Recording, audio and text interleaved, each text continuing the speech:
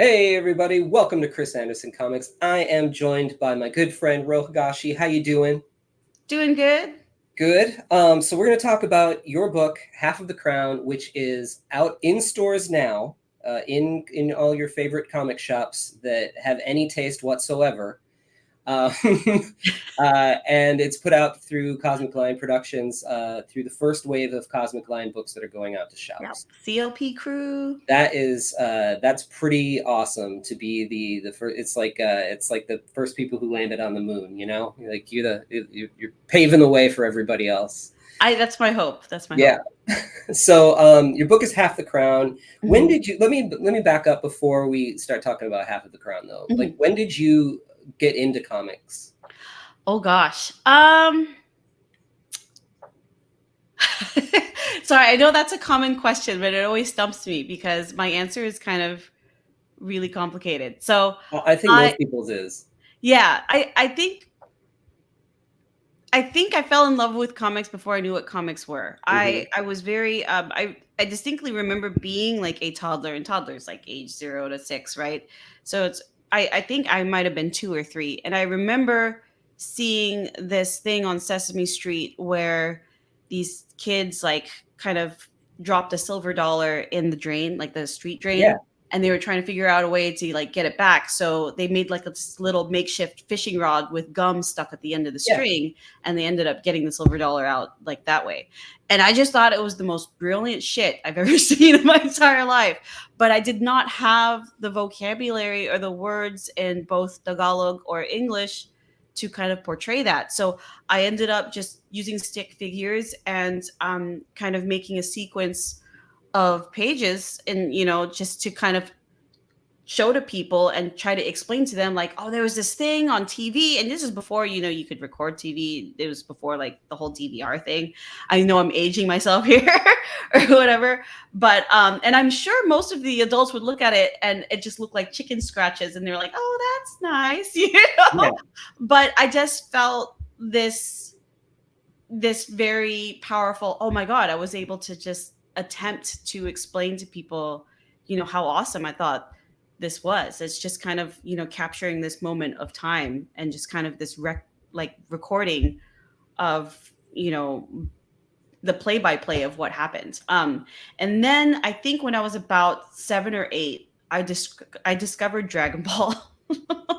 I know it's not a unique story or anything, but for me it hits a hard place because with Toriyama's death recently, because the reason why I say that comics have raised me is because I think as a child, like, I kind of was in a very confusing, very difficult environment, but in Dragon Ball there was always this clear cut, like, this is right, this is wrong, these are the good people, and even the bad people understand who's bad and who's good, right? Right. Everyone was in agreement about that, and then there was like this battle of like good versus bad. And so that part really grounded me for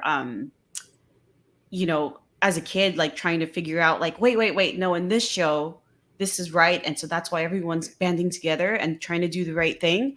And so from there I just kind of got obsessed with like trying to find the comics. And we had lived in Seattle, we had lived close enough to this store, and it used to be really, really small. It's called Kinokuniya. Hmm. Before, Kinokuniya used to be inside of this really big grocery store called Uajimaya, and this is back when they were in the older building where they had like a smaller second floor, and then there would be like a small bookshop there, but they always had Dragon Ball and everything else. And so I started buying the Dragon Ball books, and then also almost all of the works. And I probably should not have, because his comics were very skeevy back then.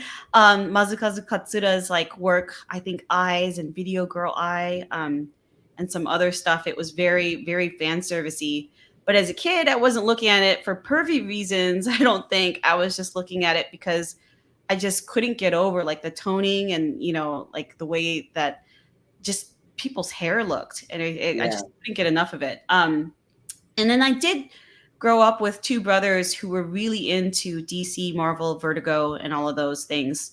But because we would walk home from school, and my brothers would buy, the 25, 75 cent comic books at the corner store. Then they'd bring it home.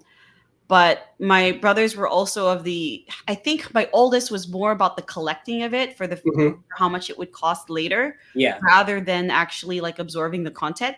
So what would happen is that like he would like look at it, and as soon as he was done, he would just put it in a bag and then seal it. And I was never allowed to take him out and look at him. Uh-huh. So I grew up just staring at a bunch of covers and, just kind of hearing about secondhand what happened in them, through my brothers. But the one, for obvious reasons that they never bagged up was like those swimsuit issue Oh ones. yeah, yeah, yeah, yeah. And so those I was allowed to look at. But I also really did grow up with like Bill Watterson comics, like Calvin and Hobbes. Me and my one of my brothers used to write letters to him all the time, and he would always respond with like this copy paste letter that said thank you for reading my comic and stuff. And then he would include like a print that you could fold out, and it's like a whole Sunday comic print Oh of, wow. and they would be different each time. So we got obsessed with like writing to him, and then we'd get a new print. But then we started to wonder, is he actually reading our letters? We don't know. Right. So this was before the internet, of course. So we would Uh-huh. ask him. I think when I was 8, I would ask him, or my brother asked him, I think, like, hey, how do you pronounce Hobbes? Is it Hobbes or is it Hobbes, right? And then we got the copy paste letter back, and we're like, oh, okay, he probably doesn't read it. And then when we opened the Sunday comic print, there was a post-it note on there that said Hobbes rhymes with jobs, Oh, nice. right? In his handwriting? In his handwriting. I hope you still have that. So I don't know if my brother has it.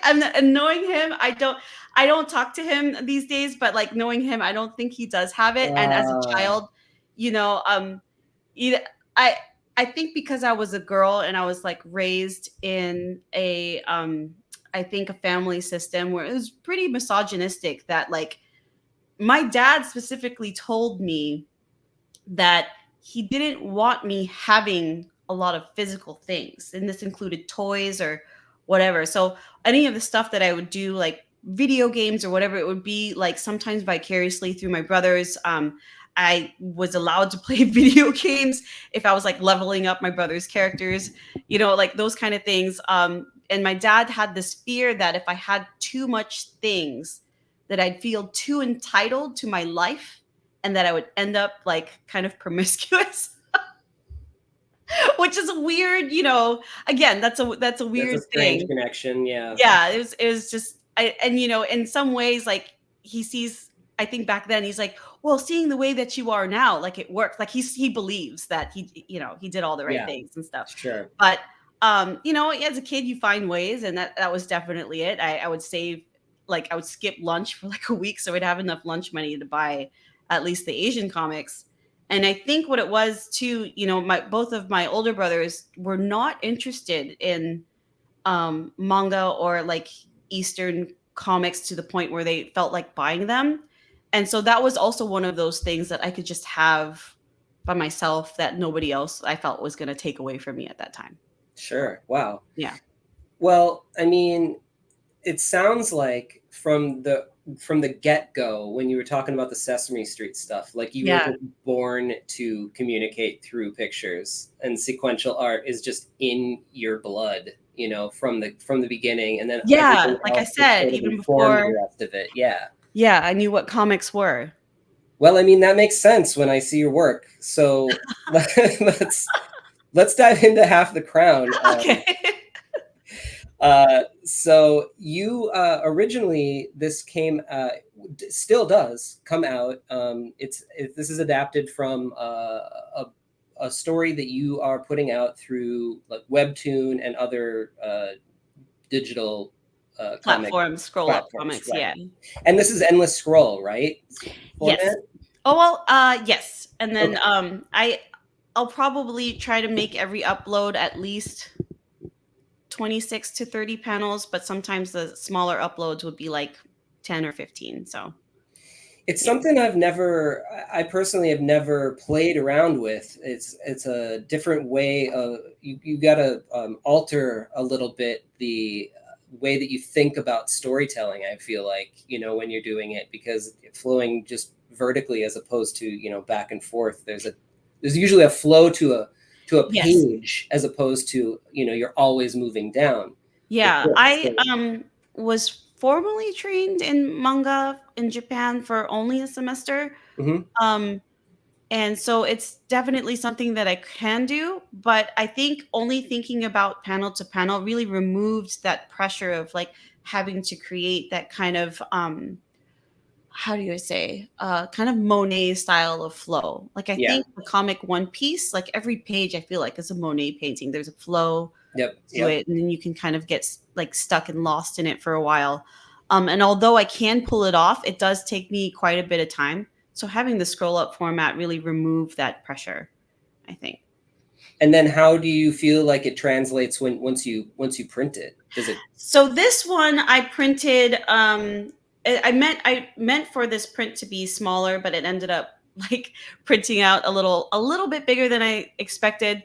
But that's okay. The biggest regret that I have is with the words. And I mentioned this earlier, but this is from the first run of issue one. There is going to be a second run since issue one had sold out of its first run, or is about to sell out of its first run. I don't know how much Eli sold at Rose City this past weekend, but I think at the time he had 14 left. Okay. So the second run of the first volume will kind of appear more as a comic. It would be have the same content. I'm going to include some other bonus stuff. So for example, I've got some artists doing some pinups for me.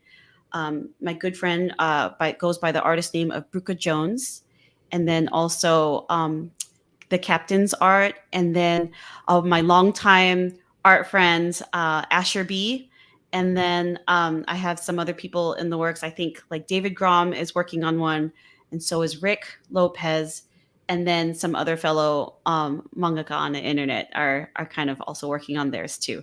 And I don't think that she has or maybe she does, and I just don't know. But I have a Facebook art friend, and her name is Alicia Huggins, and so she's going to be doing one as well. Oh, So, that's amazing. That would yeah. be really cool. I love to see pinup. I love to see people's personally. I love to see people's interpretations of characters that I've created. It's always fun to see those things come into your Yeah, inbox. I I I love it. I love Yeah. seeing what they do with it. And then also, I did mention this in the chat, but I forgot that the word pinup usually means something, like a lewd Yeah. woman that you pin up on the wall. And so that's been interesting, like approaching a lot of women artists that are strictly in scroll up comic spaces. Yeah. When I said pin up to them, they thought that I meant something kind of lewd. Right. But I Well, can't that's loot these characters because they're all minors. So, and it's rated, the comic is rated teen, so I just want to keep it that right. way. So that was an interesting kind of disconnect there because I think I got so used to, you guys and the CLP crew kind of in the indie comics crowds just saying the word pinup as just to mean illustration or guest illustration. Yeah, I mean, a pinup, the it's derived literally from it was used a fold out image in a magazine that you could take out and then pin up onto your wall. Yes. And, Yeah. most people associate it with like something from an adult magazine or something like that. 1950s, But 40s. it's Yeah. not necessarily where that came from. I mean, it became like pinup girl meant, somebody who dresses, in a sexy outfit or whatever and is a certain style of photo. So But that wasn't the original meaning then. no, I don't think it was. I think it was literally just any picture. But then, mostly people weren't pulling out pictures of like I don't know, like Of skeevy certain stuff. some things and then putting them up on the wall. Mostly it was Secret like, contraband. dads putting stuff up in their garage and teen boys in their rooms, Yeah.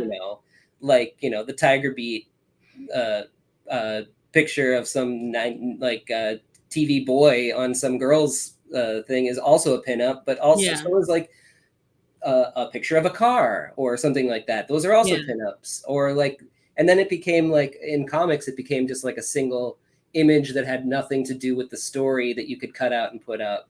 and Yeah. then so that's why you're the first that person like freaked out is because they're thinking of like pinup girls, but yeah, Yeah. that's not what you meant.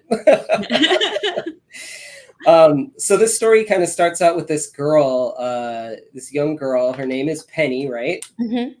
And we see that she has this friend here who she can see, Yes. and here it is bumping her mom, Mhm. and uh, it is like this ghost, like this ghost spirit that she can see, but nobody else really can, right? Yeah, yeah.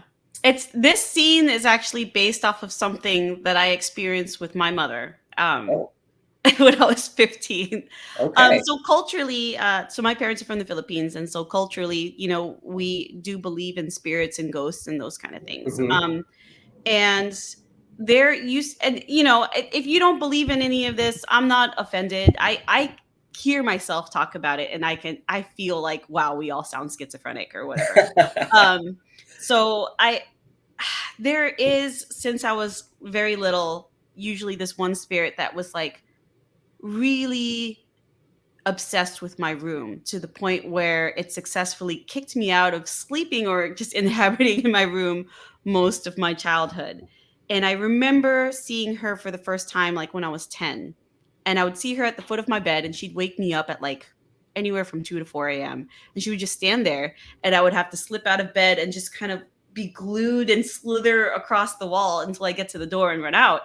Um, but you can tell when it's a ghost because she was white and nobody in our family was white. And so, she didn't do anything except just stand there and just, stare at me.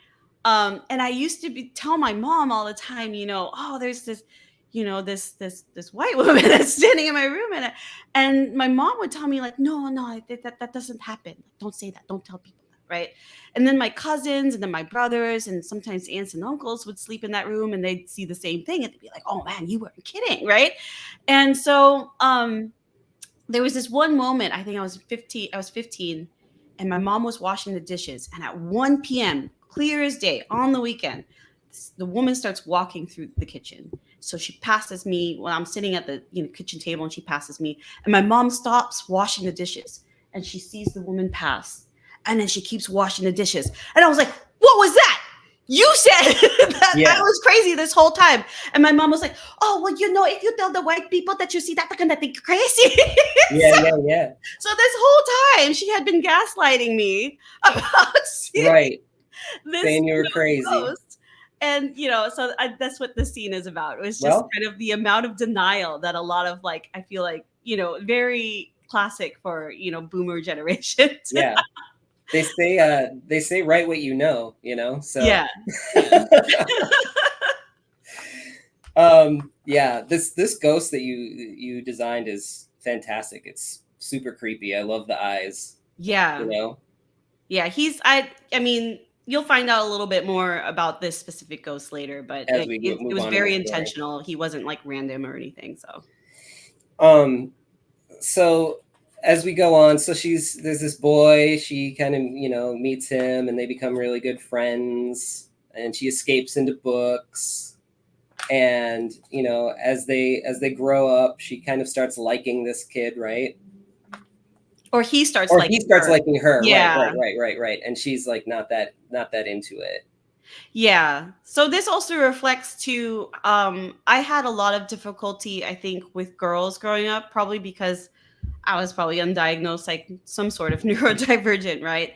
And socially, like I felt like I got a lot along better with the boys because I could play video games with them. We could talk Hmm. comics, and a lot of the times, like back then, especially with the girls in my town. Do you know what an ABG is? No. It's like an Asian baby girl. It's usually Oh, girls okay. like on the West Coast that, like, just really cute, sexy. They're really into R&B and like hip hop culture and stuff. Or just kind of whatever is in at the moment. And Sure. I was just really big dork. And then I'm also like bisexual. And so I also had this kind of nervousness around them Uh-huh. because I loved them, but I didn't know how to, not be Express creepy that, yeah. about it. Yeah, yeah, yeah, yeah. And so I related to boys about that. So whenever they talked about girls and how nervous they were around them, I'm like, yeah, she was so hot, And Yeah, so that's basically what it's like to be a boy, right. yeah, so it's like, what can I say? I think I was well into my 20s when I was just like platonically kind of being affectionate with one of my female friends and just talking about how beautiful they were because they were putting themselves down as girls do. And I was like, no, no, I thought you were so beautiful when I met you, so I'm so glad we're friends. Like, I just, then I have this beautiful friend now. And I remember she looked at me and she paused and she was like, ew. And then I realized, like, oh, this is what boys feel like when they're being platonic and it comes off as creepy. I'm Yeah. not trying to like minimize the actual creepy, situations that happen, but Mhm, yeah, right. so Yeah, it yeah, was just something that, I think on that level, I related to boys a lot more growing up. But and it wasn't that I wasn't attracted to boys. I think I was just so emotionally not like ready yet. I was kind of immature to think about on a relationship level. So often, as kids go through puberty, when they start like having an interest in me, like I didn't know what to do with that. I didn't yeah. really know what that meant. I was very much a later bloomer, and I didn't, yeah, I didn't have boundaries like that I should have had in terms of just being like, no, we are just friends, to like kind of stop it from getting there. Right. And so that's kind of, yeah, a reflection of that as well. Sure. Yeah. Um, and then sort of as the story goes on, you know, uh, she all of a sudden, well, the spirit kind of goes away, right? For her from her life. Yeah. Yeah. Because the whole belief about it, especially people who are, into occult stuff, is that when you have negative emotions, you're going to attract negative things. But when Right. you are in a state of, where you're happy and everything, you're not going to be connected to those negative things as easily. Yeah. Sure. Because it like feeds off of your emotions, right? Yeah. Yeah. Yeah. And so, as it goes on, she's feeling these emotions, and then here it comes back, right? Yeah. But as soon as it does, she gets this person comes up to her with this envelope saying, "Hey, guess what? You're attending this boarding school, right?" And Yes. she's like, "What are you talking about? This guy, I didn't request anything like this." Yeah. And so she's off to a special school, and she says, "There's no ghosts at Providence High School." Yes. So, oh, okay. Well, that'll make things a little bit more normal for her. She Yeah. thinks. So that high school right there, I got permission from the city. It took me 2 months to get permission from the city of Renton in Washington State. That's an actual high school in there. They said that as long as I take off the name of the school and I don't include pictures or shots of any actual Students. staff or students, they Yeah, said it was fine. But for some shots, like that classroom, that one is like not an actual classroom in the school, but who knows? sure. You can't tell. So let me ask about the process a little bit. Yeah. You draw digitally. Mhm. You'll use like photos, and then do you manipulate them or do you trace them? Yeah, I basically paint over the photos. If there's Okay. some things that I feel like that I could keep, Hmm. from the photos that would add to it without making it look, I guess, unnatural in the environment, I'll keep it in, but for the most part, I'll try to, kind of airbrush over the stuff that contains too much detail as a photo would have. Yeah. And then so for like the classroom and stuff, are these like were these like 3D models that you'll find and like move around in In the Clip environment and Studio. So yeah, manipulate it? that one in particular was a 3D asset in Clip Studio.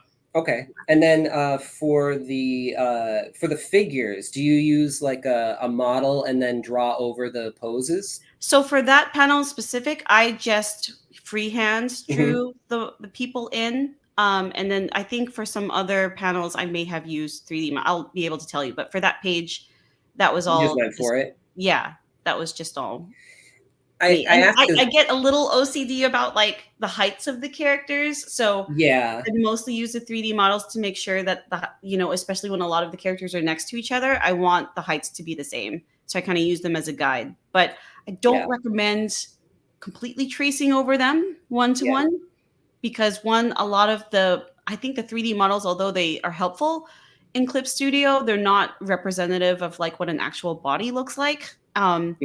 And so I think when you trace over it too well, they end up looking like not human. Yeah, yeah, there is a disconnect. I was talking to Aaron Campbell, who's an artist who works digitally. He'll like build his own models and things, Mhm. and like then manipulate it and stuff like that. And he was talking about how people use these things and even photo reference incorrectly, because just doing a one-to-one trace of things uh, doesn't always translate right in an image, especially if you're trying Yeah. to do like a unique perspective or something like that. You Yeah. need to exaggerate things and pull things back. Yeah. Yeah, for I've the been background using. Oh, go sorry. ahead. For the background for this one, Yeah, I kind of debated on like because I can make my own backgrounds and stuff, yeah, but I realized like, well, am I trying to be the best background maker ever, or am I just trying to get my story out? So I was like, as a one-person studio, I'll kind of consider these background assets and these photos as like my assistant, and then I'll just yeah. focus on the characters and stuff. So Sure. yeah. So I've been working on this book that's I'm almost done with it, and it's 160 pages, and I've been using that technique for this book, and I've never used it. I've never like traced or used models or background models or anything before, and I wanted to give it a shot because I'm always about, at least trying new things, and Yeah. I kind of want the tone of everything that I do to be different. Yeah. And sometimes that changes my style, but this hasn't really changed my style. But and it all takes place in this one, not all of it, but a lot of it takes place in this restaurant, and I had to get everything just right, in the right Yeah. spot. And it was, I thought, it's just going to be easier for me to use like a SketchUp model of a Yes. restaurant, Yes. and then I have something called something poser that has these models, and you can make them tall, short, I think it's fat, 3D skinny, poser. muscle. Yeah.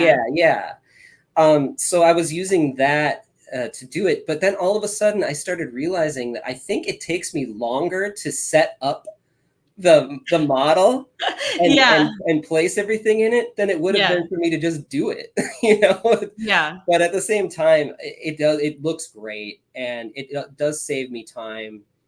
And even though if I was drawing a scene without it, I probably would have chosen different shots. And sometimes I think that it adds a consistency to it that really works for this particular story. So, Yeah, especially if the characters are moving around in the yeah, space. Yeah. yeah, yeah. You Um, use what you can. So she is at this school. mhm. We start to get introduced to these new characters, and this mysterious guy comes in with his hood down and Mysterious guy. bumps right, yeah, bumps right into her.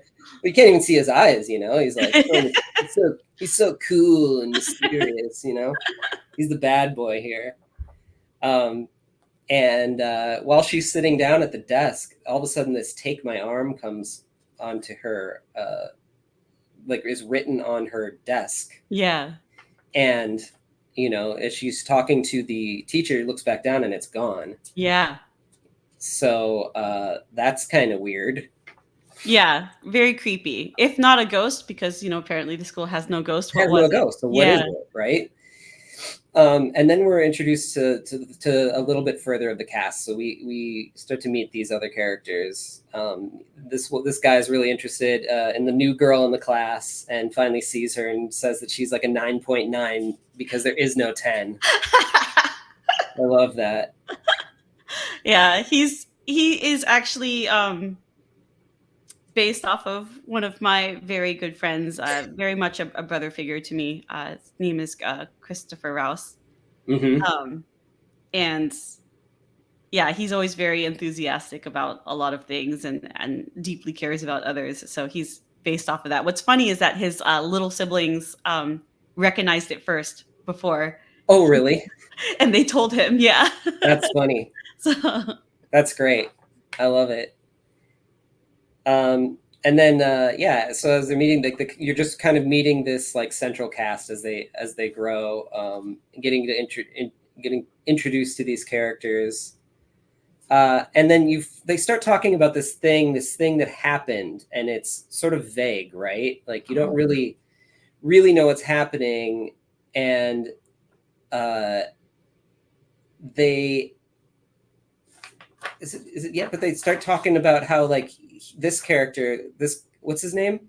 Issei is how you Issei. pronounce it. Yeah, Yeah, okay. So Issei. he something happened like the night before, and that's why he was kind of late too, I think, to class, or he was Yeah. kind of like anyway. And they're sort of like, he doesn't remember what happened, and um, they kind of want to keep it that way. It seems like, Yeah. I got so and much shit for the green-haired girl why? character. Okay. So, these panels I made in 2018, Okay, but during the pandemic, hopefully this is not like an uncomfortable TMI, but as I got older, like my boobs got bigger, and I think to deal with it, I made her boobs also get progressively bigger in the span of like in the comic only a couple days past or whatever. But even before I started doing that, I got so much shit for giving her like the figure that she has now. Um, so in these beginning chapters where she was introduced, I had a lot of hate because I think they thought that I was like a guy artist and that I was like objectifying her. uh-huh. But I stayed pretty respectful of her. Like I don't give her any like cleavage shots, no panty shots or anything like that. And it's just her figure. And it wasn't until that the readers realized she is the leader of the group that they left it alone. Nobody That's commented. interesting. Yeah, nobody commented on how she looked after they realized that she was like the OP Had the one. power, right? Yeah. Yeah, interesting. Yeah, I mean, people that look like that exist, so deal with it. Yeah. Um, yeah, and so he's doing this kind of these like kind of moves, and then, like they're talking about like he's like, I can heal up like a demon, and you see these little things and you're like, what's kind of going on here? And then he does this little like alakazami kind of move. He says poontang, and he's like makes a little I was it might be poontang. dated, but like I felt like I needed to keep it in. Oh, come on, it was funny. Um, like a demon, yeah. So they're like, yeah, cool. And then so you don't really know what's happening, and then you get this like scene where Raphael is the name of this character that Yeah. delivered the envelope to her, and says, uh, "Are you sure that you want to attend the school with the others? I can do all the quote unquote teacher stuff from here." She says, and she's like, "No, I'm going to do it." So you get the feeling that something else is happening here. Yeah. You're leading us to believe that something else is going on at this school other Yeah. than schooly stuff. You know, um, and they the teacher, quote unquote, finds her and says that the principal's looking for her. They have a job opportunity for her, and as she goes in, they say that she has to pay, her parents have to pay room and board. So he says that most of the students have jobs there, and what he would like for her to do is tutor him, Yeah. and because his grades are slipping, or oh no, he's on academic probation or something, right? Yeah. Yeah, because this boarding school will only take people who have high marks, and you have to Right. maintain them, or else you have to leave. So you can assume that all of these kids are pretty studious. So Right. And then the principal is also this kid's legal guardian. yeah, So, he doesn't have a family. And so, there's this moment where, work equals money.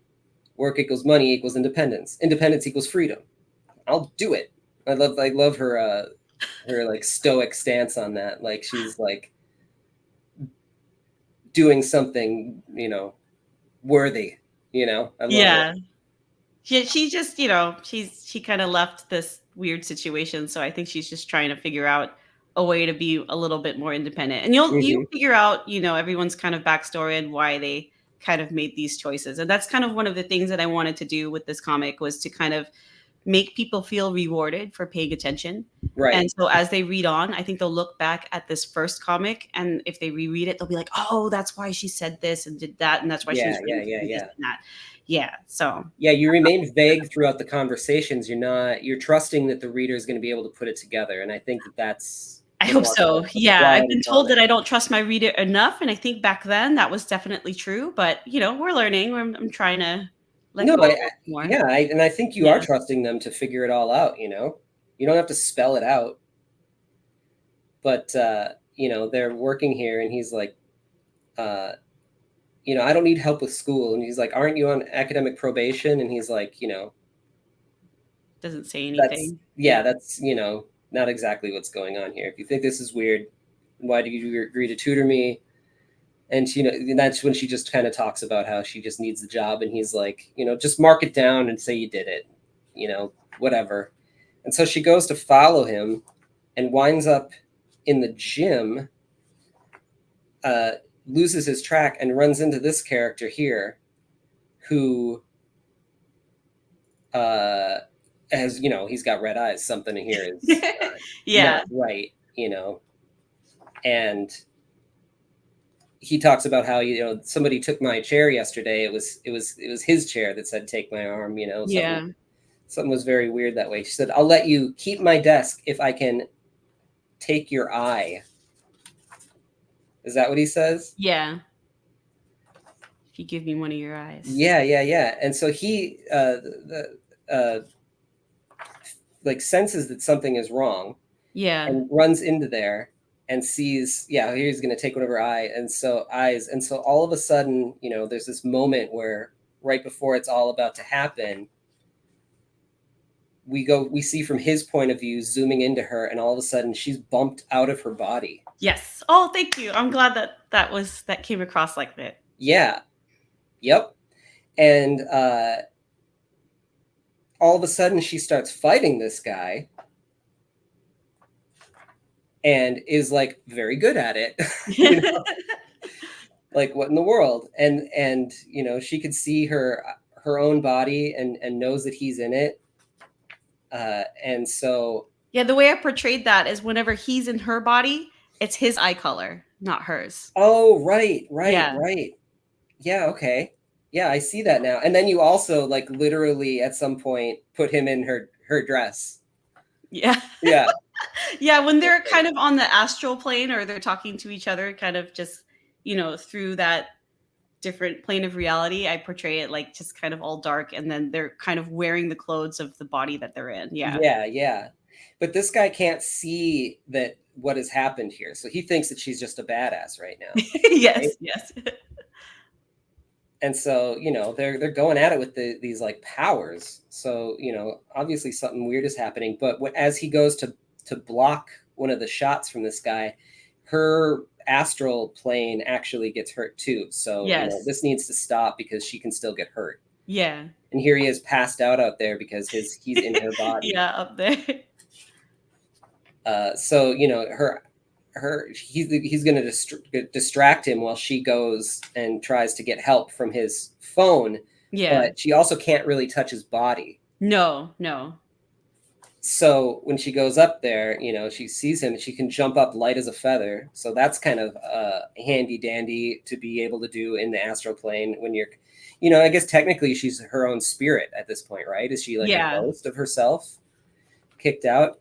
And then, this is just her trying to figure out at the end how she's going to get this phone and contact this person that he wants her to contact without, touching the body. And so Yeah.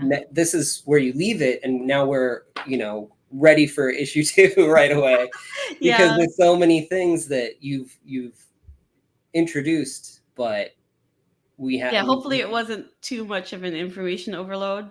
not at all. Yeah, Not I at get all. In I get fact, too there was excited sometimes. I'm like, "I wanna say this part," and stuff, but yeah, no, because it's like the information is in the next issue, which makes you want to turn around right away and buy it and buy the next issue, oh, which thank you. I'm glad it has that effect. um and then you got these backup things that are cool. You did all these turnarounds. I never do turnarounds. I probably should. So, that was when I think, somebody was kind of going to offer me like a contract. I think this was like 2021 or 2022. And they asked for a pitch deck, and then I realized I don't have a pitch deck. Oh And yeah, so in the pitch deck, they want the character turnarounds, they want like, illustrations of concepts and stuff, and they also want like a blurb of, and then also kind of a timeline of a rough timeline of where the story is going. sure. And so I had to create this. I asked them, if I could have a week, and I created this pitch deck in a week. Um, Wow. so it was a lot of work, and I ended up not getting it, but I was glad that now I had a pitch deck. Yeah, now that you have the So, experience, yeah. um, and I'm sure that having a model to work with to do the turnarounds is also super helpful. Yes. Uh, Yeah. I've done turnarounds before, and I've done them, just traditionally, and it messes with your brain to figure out how to do it. Yeah. Yeah. And then here's like your sketches, like early sketches and stuff like that, and layouts, and then the process of you coloring it. And that's so cool to see too. Thank you. So yeah, I mean, this is such an awesome book. It is out now at the stores, at your shops. Any shop that is worth anything has ordered And several. again, if you get this one, this is going to be the only one ever. That's the format that it's printed in right Right. now, because So the there'll second be a run will have collector's. the same Yeah. cover, and the content will be the same, but the format of the comic page or the comic panels will look different. So if you're Right. So a if you're a collector speculator, person, exactly. yeah, if you're a collector person, this is one to look out for. Absolutely. And then also, I would assume that there's probably some left on the Cosmic Lion website, but if not, I would imagine you could probably pre-order the second printing of it. Yes. Yes. So, yeah, snag it physically. It's definitely worth it to see physically, but you can also read it on Webtoon and other digital platforms, You can right? read it on Global Comics, Tapas, and Webtoon as well. But it's most up to date on the Webtoon. Okay, Yes. awesome. And then you have a Patreon also? Yes. So Patreon is where I feel bad because I feel like I should put more effort into my Patreon. But if you want to know about the nitty gritty of like what goes on in my head when I'm creating or just kind of like existing in the world as the creator, my Patreon has a lot of kind of, personal accounts of like, I guess me kind of going through the motions and the emotions of whatever I go through. Because I definitely still struggle with being in a spotlight of any way. And so a lot of it has become, I'll add in process stuff and like, work in progress things, but it's kind of turned into a live journal. Yeah, If yeah. you guys remember what live journal was just kind of a personal account and recording of just like how I felt in this time and whatnot. I do I do need to be better about like just hyping people up for a lot of events that I'm going to be at on Patreon or just social media in general. Um, and a lot of that is not intentionally trying to leave people out. It's just I probably need some sort of marketing person at this point. So we all right. Yeah. Patreon is great for. I think it's really great for like one-on-one connecting with fans too, because they're there because they're giving you a couple bucks a month to just help your career out, and Yeah. And my it's tier so is open really to. low. Yeah. Yeah, and it's really easy to access you personally and ask any questions, and that's what I love about my Patreon too. It's like the people who are on it, are Sounds there. like you might be having a lot more interaction than I do. Sometimes I'll have a comment here and there, but most of the time they'll just kind of hit a like.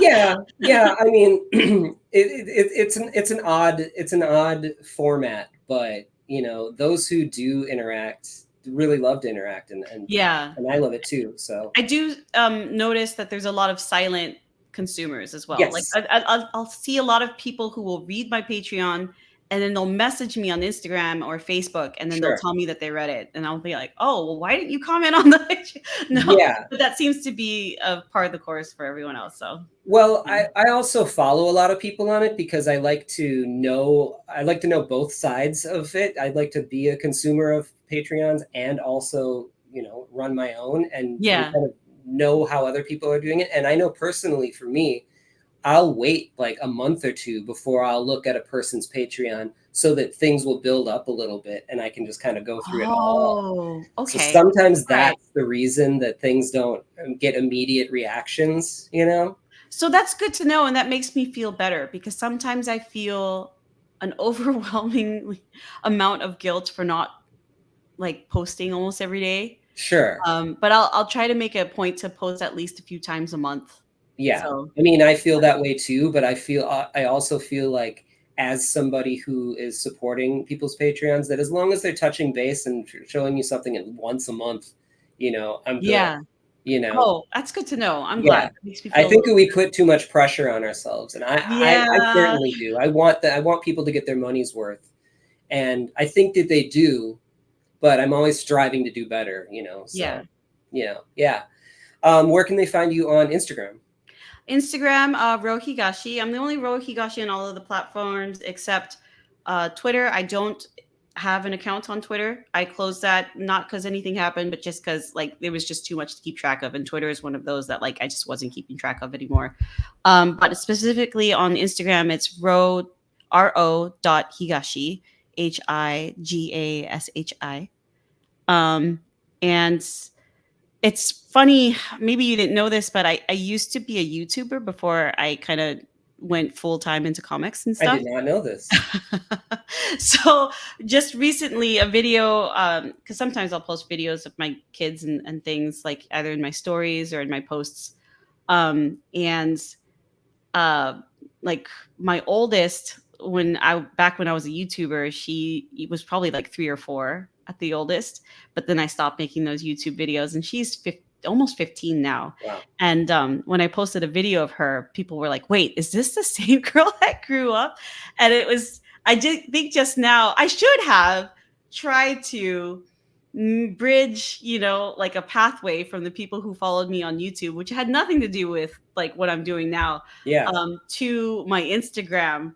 But it wasn't until recently, until I posted a video of my daughter, that those people finally started to realize, oh, she Migrated. still exists. And Yeah, yeah.